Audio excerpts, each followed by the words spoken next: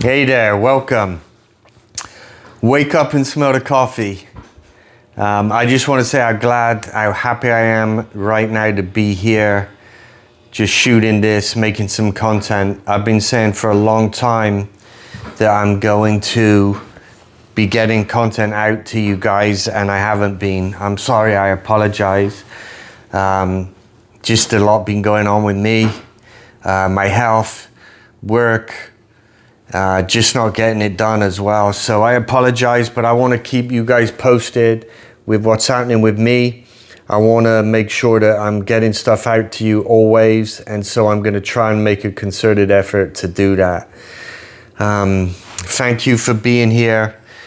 With whatever I'm trying to do and what we're doing here, I can't do this without you.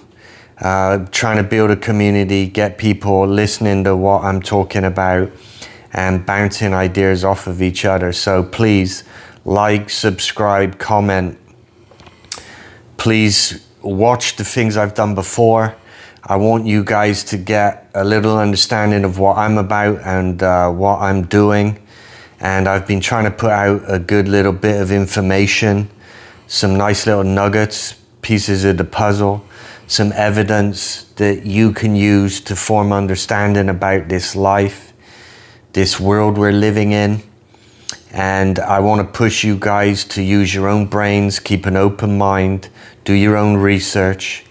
And I want to push you guys and stimulate you guys to, and girls, to find answers. I really believe there's answers for all of this craziness that's around us. And that's what I want to do. And I know that I've got work to do now to facilitate this and meet people and speak to people. I got my boy Rex. He's in a cage, but it's actually a good thing. They love being in their cage. It's like their little spot. They like it. It's better he's there. I don't want him running around and barking at stuff. I got my girl Zilla right here. My big girl Zilla. If you've seen other videos, you'll see her a lot in the videos. I can't walk Rex much while trying to make content, so it's hard. But Zilla behaves herself and she just walks next to me, so you'll see Zilla a lot. I just walked them 90 minutes ago, but so they're just chilling, they're snoozing. But you never know, you might see Zilla, she might get up in a little bit and get in the frame. But so what do I want to talk about today? I'm never editing stuff. You probably get that right and see that. I'm not editing anything. I just hit the record button and I go for it. I was messing up. I just needed to clear storage. The video kept stopping here every 5 minutes. So I'm not rehearsing. I'm really not scripting anything. But I want to get things better and better for you guys. I want to start having guests. I want to talk with other people and have conversations and do live feeds with you guys, just to try and make things entertaining and get us all learning together here. So I want to just talk to you about a few little things. And what I'm going to say is actually really important. This is a vital piece of the puzzle. This is like giving evidence for the answers that I'm saying that are available.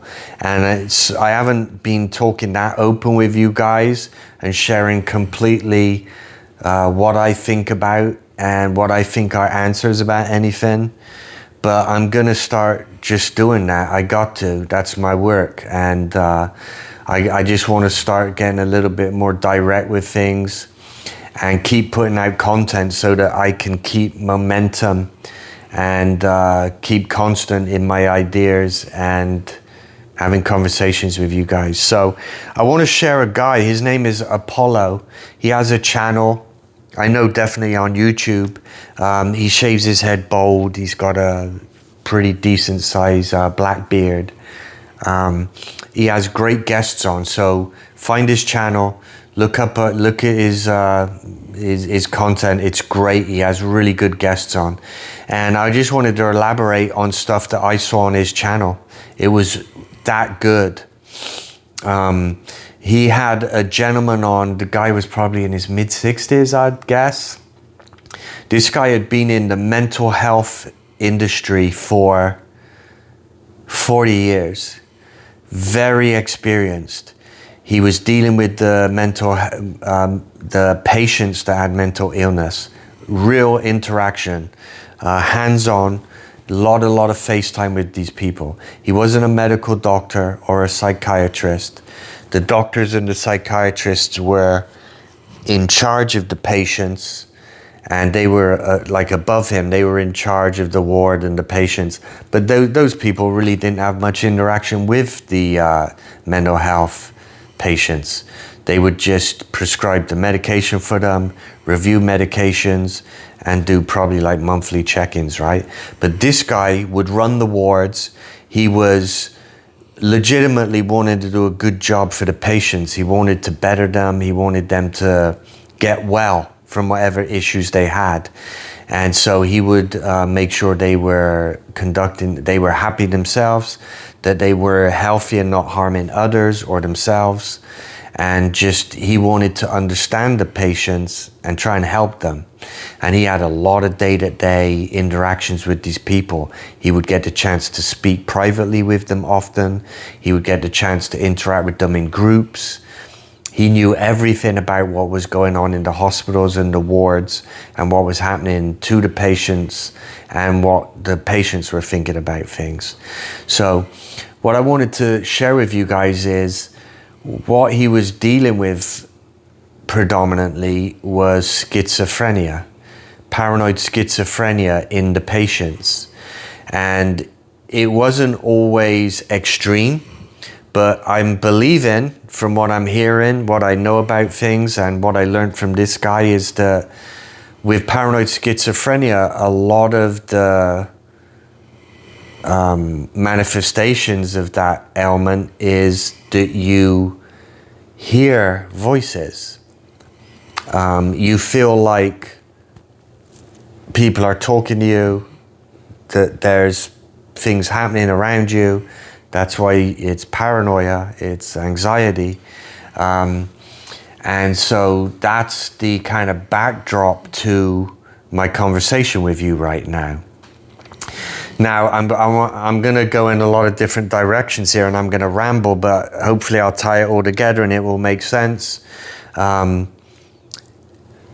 So I'm straying away from this gentleman on this podcast that had worked in mental health institutions for his life and had a lot of experience with the patients and started to not just have assumptions, but real evidence as to what was troubling them, right? And it was very interesting because this was profound to me too, because I've lived in my home here for 6-7 years. My actual neighbor right next door to me, he had paranoid schizophrenia. I believe still suffers from it. And when I first came here, so I knew that guy from 7 years ago. He doesn't live next door to me now, but I used to know that guy and speak to him. Now also the other house over again, there's another young man living in the home over there with his parents. And I believe that he has paranoid schizophrenia. And I'm going to elaborate. So the guy that I knew really well, my neighbor, I would see him in his yard. I would see him on his driveway. Normally later at night, it's dark already. We've come home from work. And so I would see him at nighttime mainly. And he was exhibiting all what I would imagine someone with paranoid schizophrenia had. He would tell me how he would abuse alcohol, mainly just to dull the effects of that illness on himself. He wouldn't want to take the medications that he was prescribed because the medications had really profound side effects on him. Physically, he had effects. He couldn't function quite normally as a man. He would be depressed. He would be lethargic. It turns you into a zombie. So he hated using medication. So quite often he wouldn't use the medication prescribed, and he would drink a lot of alcohol, in fact. And I know that he would smoke a lot of marijuana. And I want to also kind of take responsibility for my actions in the years that I lived with him here. He doesn't live here now for a few years, but I used to smoke a lot of weed. I used to smoke a lot of marijuana every day. I haven't smoked now for 6, 7, 8 months. I used to drink a little bit of alcohol. I haven't drunk any alcohol now for 6, 7, 8 months. None. And I'm not going to. For reasons that you'll get to learn about and reasons that you can probably already presume. So my interactions with this guy were every now and again, I'd invite him to my home. Maybe we'd share a shot of whiskey or something. I would have really nice whiskeys here, but I threw it all away down the sink now and burnt all the bottles and wrappings that it came in, the boxes that it came in, got rid of all of that stuff. I would also smoke weed with him outside while we were talking. We'd chat and we'd smoke some weed together. And I got to apologize to him and say sorry for what I used to do with that, because I wasn't even thinking, I wasn't considering stuff. It wasn't helping him. But that was just the kind of stuff I used to do back then, right? So I could tell with his behavior that he was troubled, and he would tell me about his illness and tell me how he was troubled. I would watch him. I would come out to my front yard and on my driveway sometimes, and I'd see that it would scare him. He would run off, and he would run off behind the wall and kind of poke his head around and look and see me, and right? He was full of paranoia. He was full of anxiety. It must have been horrible. He was always suffering with it. I couldn't always catch him and have decent, normal interaction, although we had many good conversations, and he was a really lovely guy, amazing dude.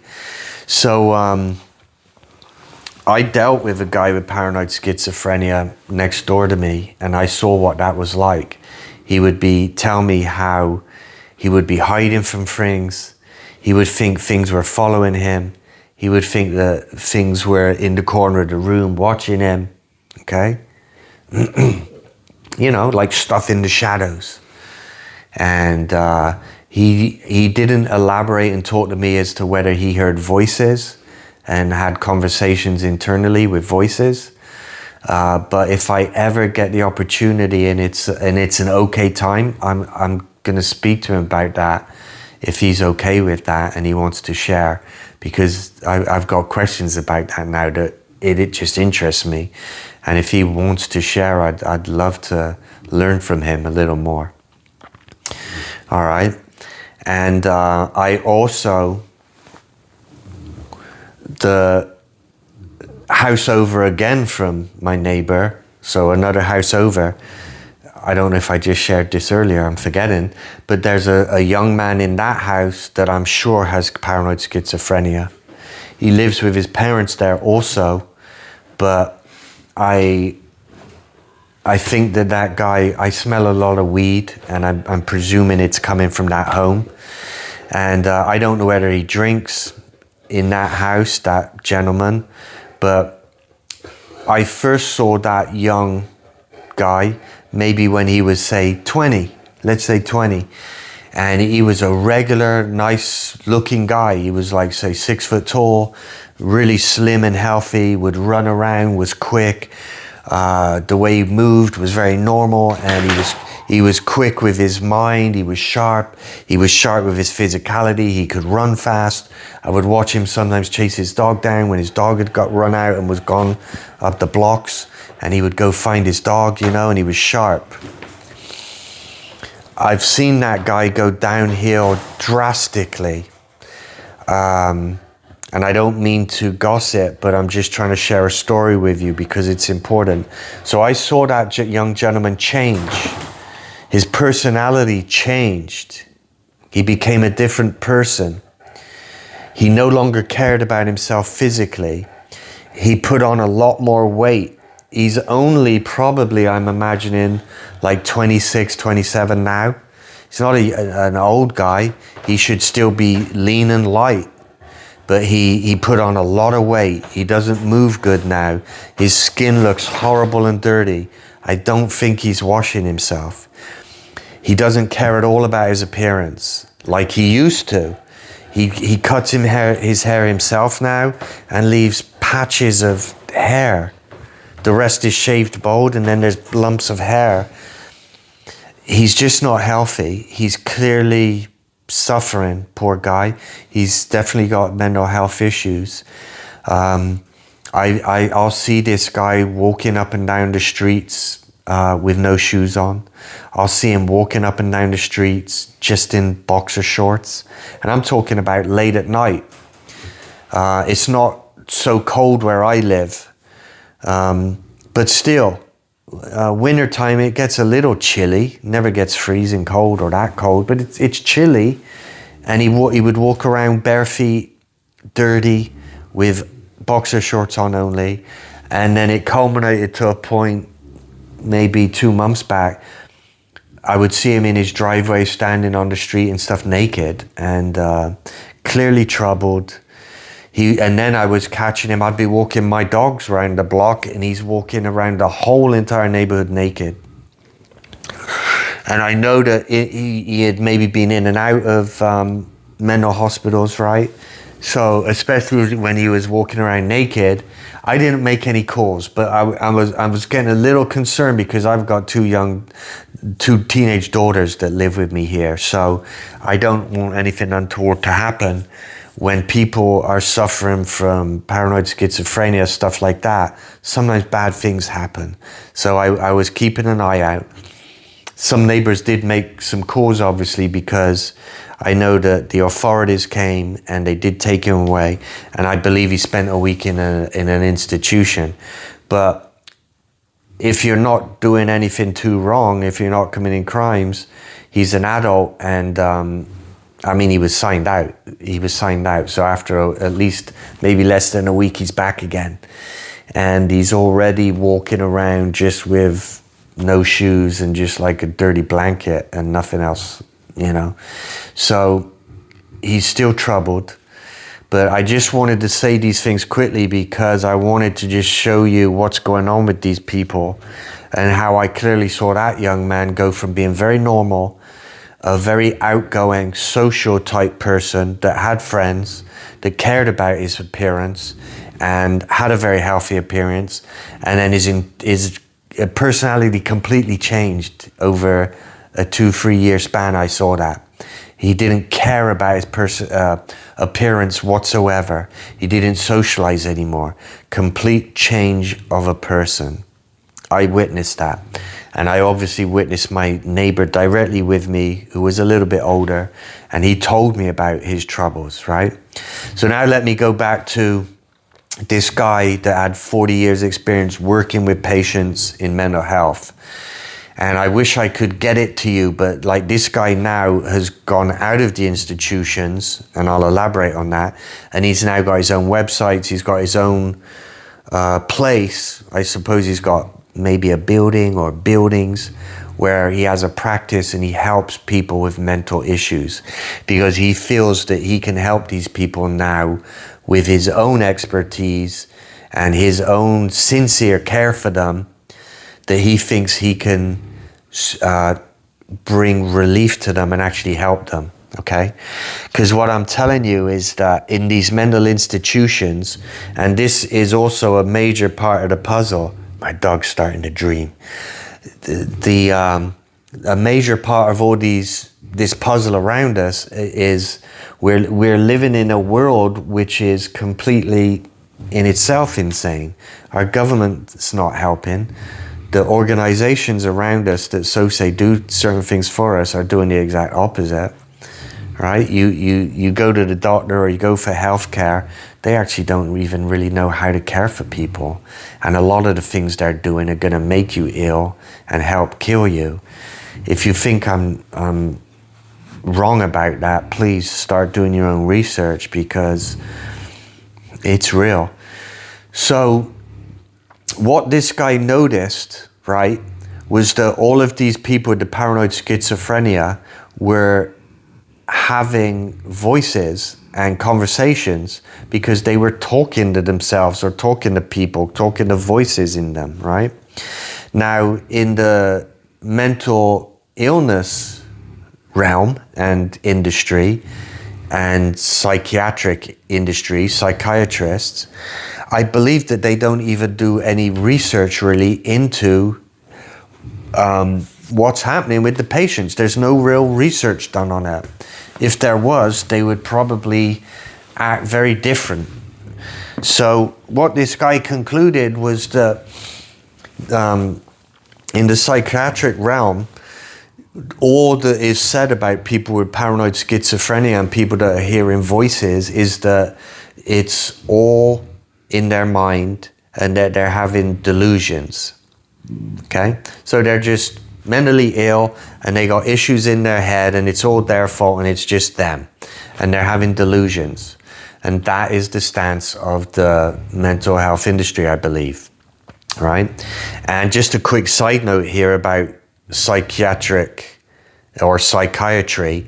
Comment if I'm wrong, give me your feedback. But what I'm getting from my little bit of research and speaking to people, and I know that this has been done where they've interviewed psychiatrists when there's a load of them together and they get a chance to speak to many of them, and they flat out, hey, Mr. Psychiatrists, they ask them some questions and they're like, so tell me, out of all of your patients and your work dealing with patients with psychiatric care and medicine, in other words, drugs pushed on these people, how many people have you helped? How many people have you cured?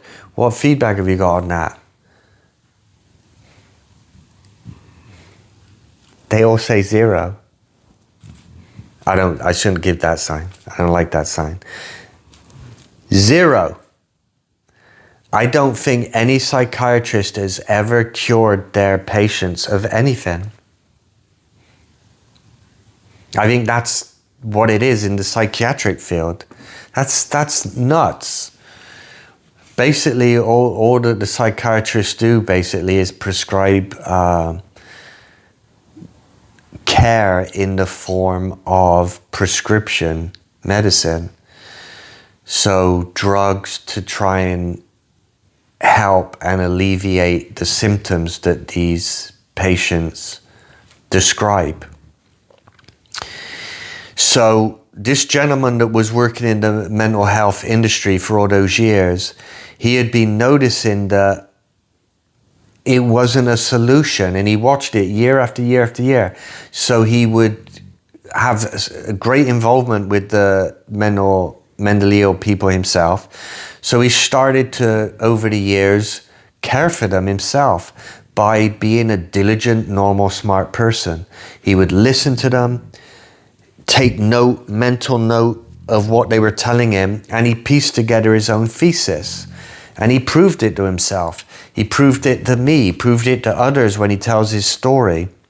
So this was the profound thing of it. And this is what ties into my belief system, my opinions, and my journey that has led me to where I am in my head, right?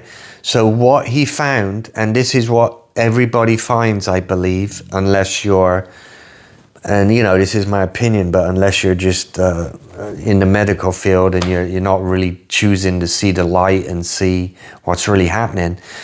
But he discovered it was very clear that these things that are manifesting in someone's head, voices, an energy, a something that is trying to communicate to these people or tell them things or impose on their behaviors or direct their actions, it was very clear that that energy, that voice, was not them. That became abundantly clear. Patient after patient, circumstance after circumstance, piece of evidence after piece of evidence. It never failed. And unless you're a complete loon, you're going to know that those things afflicting those people was not them. It had come from outside and was now becoming internal. It was an external force affecting that person. Okay? You understand where I'm going with this, right? Please hit the like button, subscribe, do all of that good stuff, and watch my other stuff. yeah, it was a form of possession. It was some form of energy, some form of entity that was imposing and starting to inhabit these people, right? That's what was going on. And it's not a joke. It's real. It happens, and it's happening. I would need to do a lot more research on it, and I would love to speak to this guy if I was able to contact him and speak to him to learn more, because I want to learn about this. I want to speak to my neighbor that moved away that I was friendly with, because this is very profound. Once you start understanding, and there was a lot of clear proof and evidence given by this person with a lot of experience with these people with paranoid schizophrenia, that it was very clear and evident that it was a form of possession.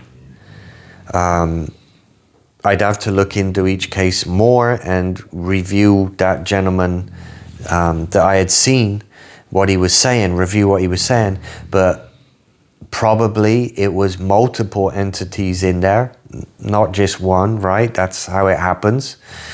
And this was happening. This was real. It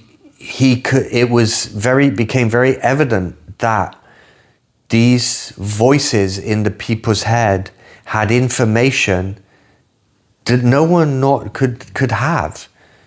They were telling these people in their head, these voices, telling them stuff that no one could possibly know. They would tell the patient secrets about, for example, the guy that was caring for him, right? The guy I'm talking about that had all the experience with the patients, right? The voice would tell the patient stuff about him that the patient possibly couldn't know, but that demon is what it is, right? That entity that was possessing the person had knowledge of that and would tell that to the person, okay? And these voices would tell the people to keep things secret, not to tell about them. Don't share information about the voice that's in your head. Don't tell them about that. And every single time and episode and word that was spoken, or the effect that they tried to, the acts that they tried to make the person commit, they were never ever a positive thing. Not once ever was it positive. It was always a really negative effect on the person. That was what was happening. Okay, so as you start looking at that and seeing what I'm talking about, you start seeing how this is a piece of the puzzle. This is evidence showing you that the spirit world is real. Because this is what I want to start telling you guys, okay? If you're not going to believe me, then don't. But wake up and smell the coffee, because I ain't lying, right? I'm not lying to you. This stuff's happening and this stuff's real. Get over it. Start dealing with what I'm saying and start doing your own research, right? The spirit realm is real. I know this about myself, okay? So there's entities that come into other beings and impose their will on them, and they possess them. A lot of the times it's multiple entities in a person, all right? And we can start going deeper another time into why that happens, why something has a door, why a person opens a door and something can come in, something that's evil.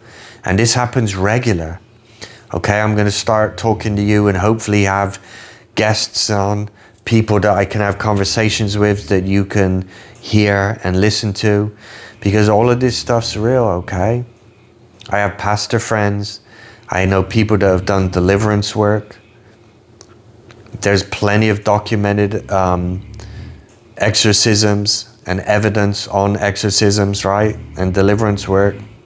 It's all documented. It's all witnessed by multiple people. And they're now starting, those ones that are smart anyway, they're starting to piece together the idea that the paranoid schizophrenics who are getting these voices in their heads that always get the people to act out in a negative manner. There's lots of stories where these people actually commit murders, they hurt themselves, they just do horrible things. The end result is always that these people's lives go downhill and they physically impact themselves negatively. They can physically impact other people negatively. They bring emotional torment to families. Okay? That sounds like a demon to me. And the stories that this guy shared were incredible. I'll briefly tell you one story. There was actually this was close to where I live, but there was somebody that was in a city, and the voices in this person's head just said to the person one time, they said, "Do you want to make some money?" And he was like, "Yeah, of course, right? I want to make some money." He said, "Okay, all right. What I need you to do is you're just going to do this. Everything's going to work out. Go get some really big bags, lots of big bags, big travel bags, or even big trash can liners. Get loads of them." He told him what equipment to get. He said, "Okay, you're going to get in your car. You're going to travel. We're going to go for like 1,000 miles." Okay, and he didn't even use a map. He didn't use GPS. The voices in the head told him where to go, what freeways, what exits, where to stop. Eventually, this guy's in his car and he's like, "Okay, well, look, if I continue going, I'm going to go over off the alleyway, not alleyway, but off the track, and we're going to go fall off the edge of the cliff right there." And they're like, "Yeah, you're not going forward anymore. Now I want you to turn right and just go down this little trail and then park your car here." He parks his car. "Okay, now get out your car. I want you to go where I tell you to go." Okay, so the guy walks and he says, "Okay, you're here." These voices had directed this guy to a massive weed growing operation outdoors, and there was a field of ripened, ready to go, fully budded field of marijuana plants. And so the voices were like, "Hey, there you go at it, chop them down, put them in your bags."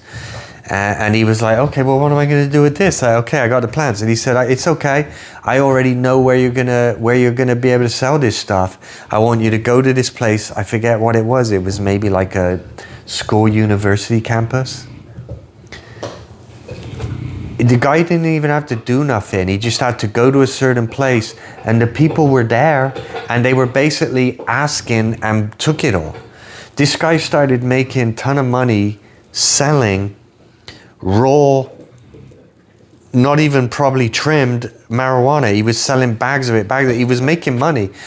So anyway, this guy ended up, he was living in a motel, spending money, sex, drugs, rock and roll, prostitutes, the whole thing, just wasting all the money, right? What else is a demon going to get you to do, right? And so the guy's like, "Okay, I'm out of stuff now. I'm going to go back and get more and sell more." And the voices said, "No, you're not." And he's like, "What do you mean? I'm out already. I want to continue doing this. I'm going to get." They said, "No, you're not. You're not going to ever go back there again." He said, "The guys that were running that and have been watching that know that their plants have been cut down." And the voices said, "If you go back there one more time, they're going to kill you." Straight up story, right? How does a voice in your mind know to do that? And that's just one quick story I'm sharing with you, okay? You can call me crazy, call me whatever you want to call me. Call me. Comment, okay? But this stuff's real. I wanted to give you that piece of the puzzle. And I wish I could have got you the guy's information, because I would have loved to direct you to that guy, right? I would have loved to direct you to that guy so that you could have seen for yourself what he was talking about. his own story, because I'm just rambling on here and I'm not doing it that well. And I also want to share another thing with you, okay, while I'm here, because I wanted to use those little stories about how real life schizophrenia, which is rampant in the world, it's showing you how quite very possibly, and I think very truly, these people aren't delusional. They're suffering from what a lot of people can suffer, and that's being afflicted by the spirit world. Spiritual forces are acting upon us all the time. Okay, hopefully you can walk with God, the real God, because we're going to talk more and more about that kind of stuff. And you can be being led by good spirit, the Holy Spirit, and you can live righteously. But there's a lot of people afflicted by really terrible spiritual forces, and that's, I'm pretty sure, what's going on with the paranoid schizophrenia for everybody, okay? So anyway, this guy that had all that experience, he wanted to help people himself. In the psychiatric realm, all these doctors and everybody forcing medications on all those patients, they never helped anyone. And the patients would say they hated the help they would try and give, and no one was ever cured. I don't think anyone knows of one person.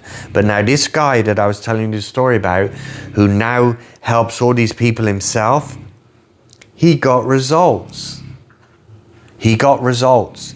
He knew that he had to deal with past trauma in those patients, because it was normally, just like MK Ultra, like all mind control, like all of the satanic ritual abuse, listen to what I'm saying, they have the power over people and are able to affect people by instilling immense trauma on the people. And it's so sad, so terrible. Look at what Epstein was doing. Look at what all these abusers are doing. They're inflicting great trauma on people, on young children. So these people would suffer a traumatic event, and from there they would find that the paranoid schizophrenia was triggered. And so he learned that he would have to try and speak to the people and in some way resolve, if he can, the trauma that was in that person. And as he helps treat that person through talking and sharing, not medication that just numbs and turns you into a zombie, as he would help to resolve that trauma and get those people to face the trauma and deal with it, resolution would come. And he had a number of people that he completely cured the voices in their head. Now, we're not saying, or I'm not saying that they're not going to return. Maybe they do. But he had a number of patients that were not symptomatic at all anymore, and had, I think, pretty much total relief. Okay? So he was and he was talking how I'm talking. He wanted to bring them spiritual help. Not only would he resolve the trauma, but he would help them spiritually by trying to connect them to God, okay? Because what he found was that with all of these paranoid schizophrenics in the institutions and in the prisons, they would turn away from the way of God. They were traumatized by it and would react badly to Scripture and to the name Jesus. So I'm just giving you pieces of the puzzle. Do your own research, all right? I want you to start understanding that the spirit realm is real. Don't get trapped in your own physical body. Don't get trapped in all of these physical manifestations here, because the spiritual world is real. And that, for me, is where we're getting our answers from, okay? Yeah, you're stuck with me. We're going to talk more and more and more about this kind of stuff, okay? And I'm telling you, you're going to start finding that you're going to start getting great pieces of the puzzle, and I think you will start finding answers. Okay? So, having spoken about the spirit world, all right, because I'm dead to the flesh, I want to just share something with you. I'm going to show you two things. First of all, I'm going to read 1 Corinthians 15:50, starting at 1 Corinthians 15:50. I want you to listen to this. First of all, this is King James Version Bible right here, okay? So first of all, I'm going to read the verses from here, and then I'm going to go into, I got a picture of one that I sent me. It words it a little different, but it's very profound what it says, because what it's telling you is about the spirit world, all right? And where the answers lie. So I want to start bringing you answers, what I believe are the answers, and I want to start talking to you about a ton of stuff about what's happening in the world and what's going to happen in the world, all right? So let's go there. Let's start here. 1 Corinthians 15:50. Now this I say, brethren, that flesh and blood cannot inherit the kingdom of God, neither doth corruption inherit incorruption. Behold, I show you a mystery. We shall not all sleep, but we shall all be changed. In a moment, in the twinkling of an eye, at the last trumpet, for the trumpet shall sound, and the dead shall be raised incorruptible, and we shall be changed. For this corruptible must put on incorruption, and this mortal must put on immortality. So when this incorruptible shall have put on incorruption, and this mortal shall have put on immortality, then shall be brought to pass the saying that is written, death is swallowed up in victory. All right. So that's from the KJV. But now I want to tell you, read you this, which is, it's worded a little different, but it's all saying the same stuff. And then I'm going to go over it with you, okay? So same thing. 1 Corinthians 15:50. I tell you this, brothers, flesh and blood shall not inherit the kingdom of God, nor does the perishable inherit the imperishable. Behold, I tell you a mystery. We shall not all sleep, but we shall all be changed. In a moment, in the twinkling of an eye, at the last trumpet. For the trumpet will sound, and the dead will be raised imperishable, and we shall be changed. This mortal body must put on immortality. So this goes to what I've always been feeling and knowing in myself, and which has led my quest and thirst for knowledge and to look for answers.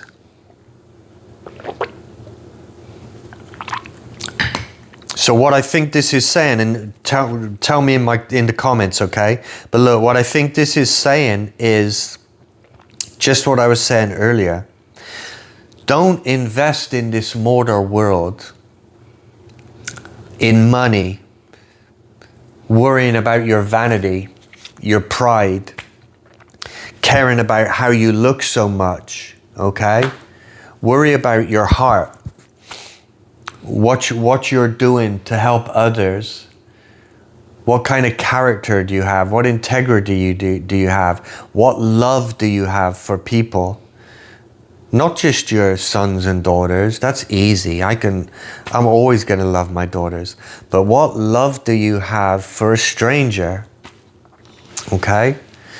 So look, I think that really what this is telling you is that the answers are not here in this realm.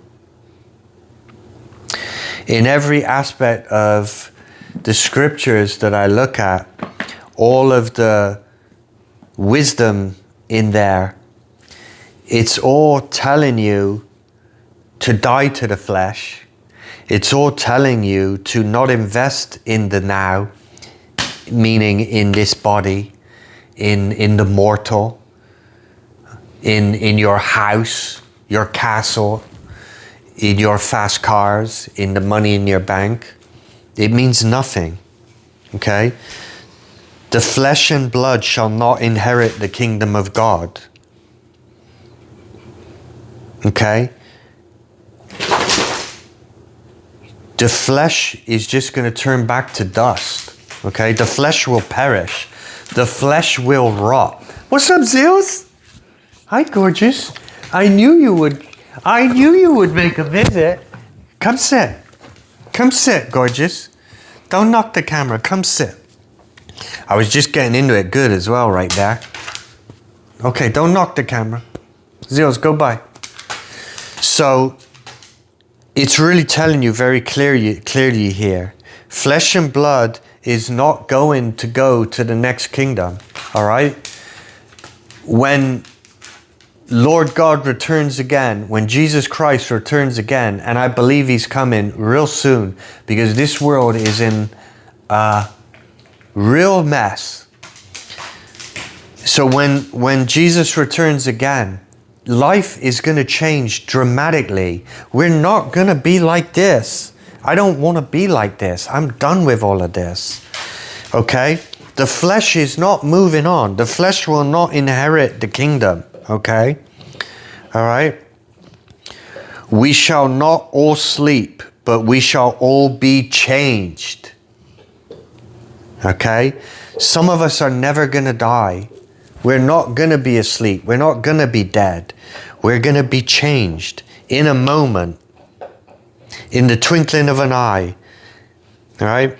At the very last trumpet, when Jesus returns, and there's meant to be a lot of tribulations on this earth. So real horrible stuff is meant to happen. But at the last trumpet, we will be changed. All right? For the trumpet will sound, and the dead will be raised imperishable. Okay? Our bodies are not going to rot. We're not going to have bodies. We're not going to have physical form anymore. Not like this with flesh and blood. I'm done with this. My body is already decaying. I got bad back. It's making my legs bad. I've had bad health. I had a hernia. Okay, I'm done with my body already. I'm dying to the flesh already. I want out. I want to know God. And the dead will be raised imperishable, and we shall be changed. We're going to be imperishable. We're not going to have flesh that can rot and turn back to dust. This mortal body must put on immortality. That's what it says. That's what it says. We will be made immortal. And I can't wait. I can't wait. So I want you to start putting all the pieces of the puzzle together. I was having issues with my camera. I had to make more storage. And so I filmed a few things about 2-3 times. I'm exhausted now. So what I had said at the start of one of my first attempts filming was, look, there's work to be done there. There's answers we can get, and we can know stuff here. That's what's so amazing, all right? I'm learning more and more every day. Please comment. Please subscribe. Like the videos. Go see my other stuff. All right? I want to bring other people, and we got to start talking about this more and more. I love this stuff, and I'm passionate about this. And this is where the answers lie. Start bringing in all the pieces of the puzzle, get the evidence, and you can start getting answers. I'm going to start giving you more and more great people to listen to. But there's real work to be done, okay? Go out there and put a smile on somebody's face, all right? When you're walking down the street, when you're walking through the aisle at the store, don't divert your eyes, don't avert your attention, right? I still do it, and I got to stop it. Okay, connect with somebody, connect with that stranger, connect with your friend that you've been meaning to speak to for a long time, and sincerely take interest. When you're at the checkout, talk to the person. Say something friendly, try and take an interest in them.